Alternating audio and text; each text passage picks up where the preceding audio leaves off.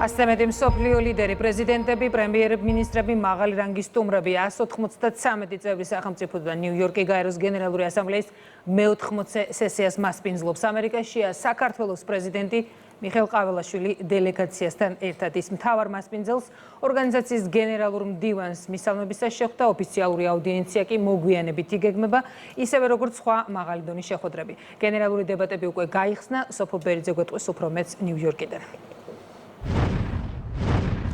ალბათ გაეროსთვის რთული მოსასმენი იქნებოდა განცხადება, რომელიც ამერიკის 47 პრეზიდენტმა ამ ორგანიზაციის უმაღლესი ტრიბუნიდან გააკეთა, რადგან დონალდ ტრამპი იყო უმწვავესად კრიტიკული გაერთიანებული ერების ორგანიზაციის მიმართ. ამასთან დაერთო მისი გამოსვლის წინ ტექნიკური შეფერხება, ისევე როგორც ირკვევა, ტექნიკურ შეფერხებას ჰქონდა ადგილი, მას შედაც ამერიკის პირველი ლედი ამ შენობაში ესკალატორით გადაადგილდებოდა. ეს გამოსვლა შეიძლება ითქვას, რომ იყო ერთგვარი ანგარიში დონალდ ტრამპის მხრიდან, რა გააკეთა მან პრეზიდენტობის მეორე ვადის 8 თვიან პერიოდში და ის იყო უმწვავესად კრიტიკული რუსეთის მიმართ, საკუთარი წინამორბედის, ევროკავშირისა და ნატოს წევრი ქვეყნების მიმართ. ტრამპი ამბობს, რომ სამარცხვინოა, როდესაც ევროპა ჯერ ისევ ყიდულობს ენერგორესურსებს რუსეთისგან, რადგან მას მიაჩნია, რომ ამით ევროპა მათ წინააღმდეგ მიმდინარე ომს აფინანსებს.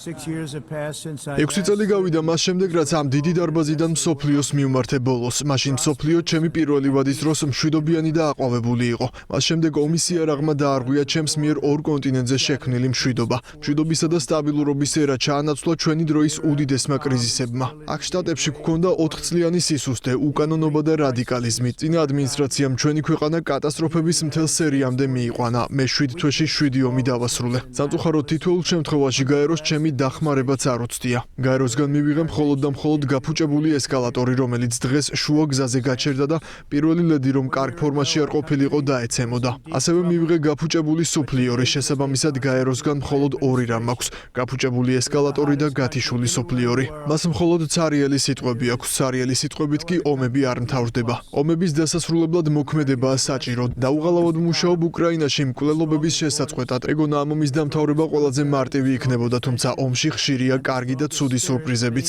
უპატიებელია ის ფაქტი, რომ ნატოს ქვეყნებსაც კი არ შეუწყვეტიათ რუსული ენერგოპროდუქტების მოხმარება. წარმოგიდგენიათ, საკუთარი თავის წინააღმდეგ ომს აფინანსებენ. გაუგონარია, თუ კი რუსეთი არ იქნება მზად, რომ ომი დაასრულოს, ამერიკის შეერთებული შტატები მზადაა ძლიერი ტარიფები დაუწესოს, რაც სისხლის ზღვრას მალე დაასრულებს. თუმცა ამ ტარიფების ეფექტიანობისთვის ყველა ევროპული ქვეყანა უნდა შემოგვიერთდეს და მიიღოს ზუსტად იგივე ზომები. არ შეიძლება განაგრძონ რუსეთისგან ნავთობისა და გაზის შესყიდვა, როცა რუსეთს ებრძვიან. ეს მათი სირცხვილია და შერცხვათ კიდეც, როცა მე ამის შესახებ გავიგე. თუ კი არ შეწყვეტენ რუსეთისგან ენერგიის შეძენას, მაშინ ეს ყოველივე უბრალოდ დროის ფლანგაა.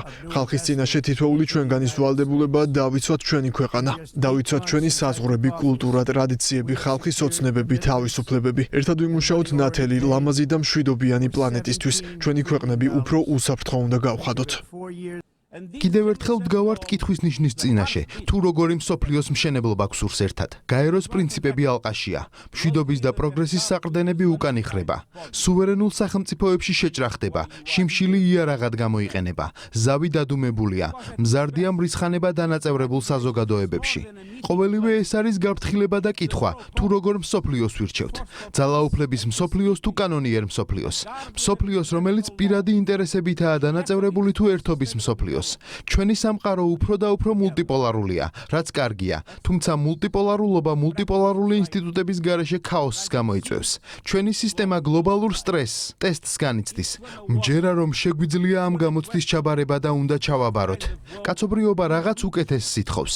ჩვენ უნდა გავაკეთოთ არჩევანი, უნდა ავირჩიოთ საერთაშორისო სამართლის ურყევობა, გავაგრძელოთ სამართლიანობა და დავიცვათ ადამიანის უფლებები. ჩვენ უნდა ვიყოთ ხალხისთვის.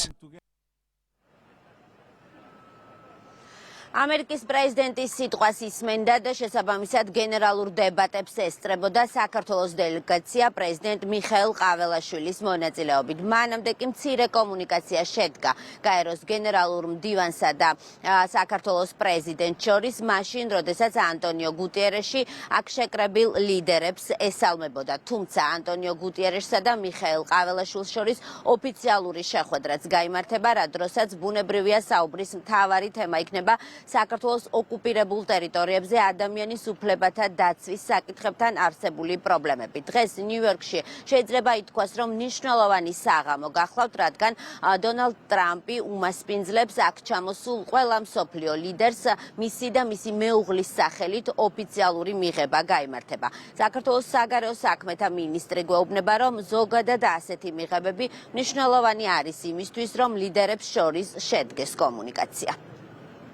გაეროს გენერალური ასამბლეის ფარგლებში მსოფლიო ლიდერები იკრიბებიან და საუბრობენ იმ მთავარ გამოწვევებზე, რაც დღეს მსოფლიოს წინაშე, ჩვენი ქვეყნების წინაშე, რა თქმა უნდა, საქართველოც გამოიყენებს ამ ფორმატს იმისთვის, რომ სწორედ ჩვენს გამოწვევებზე, ჩვენთვის აქტუალურ საკითხებზე იყოს აქ საუბარი და გაეროს უმაღლესი ტრიბუნიდან ვისაუბროთ სწორედ იმ მთავარ თემებზე, რაც დღეს დგას საქართველოს დღის წესრიგში. ამერიკის შეერთებული შტატების პრეზიდენტი, როგორც მასპინძელი ქვეყნის პრეზიდენტი, მასპინძლობს ასევე ლიდერებს უმაღლეს დონეზე მიღებაზე. ეს არის ყველასთვის, მათ შორის საქართველოს პრეზიდენტისთვის კარგი შესაძლებლობა იმისათვის, რომ ამერიკის შეერთებული შტატების პრეზიდენტთან კონდეს კომუნიკაცია. აქტუალურ საკითხებზე ისაუბრებს საქართველოს პრეზიდენტი, მაშინ, როდესაც უმაღლესი დონის კვირაულის ფარგლებში მიხაილ ყაველაშვილი გაეროს გენერალური ასამბლეის უმაღლეს ტრიბუნას დაიკავებს. როგორც ვიცით, პრეზიდენტის მთავარი გზავნილების შეეხება იმ პროგრესს, რომელიც ჩვენმა ქვეყანამ გაეროს პრინციპებთან მიმართებით განიცადა.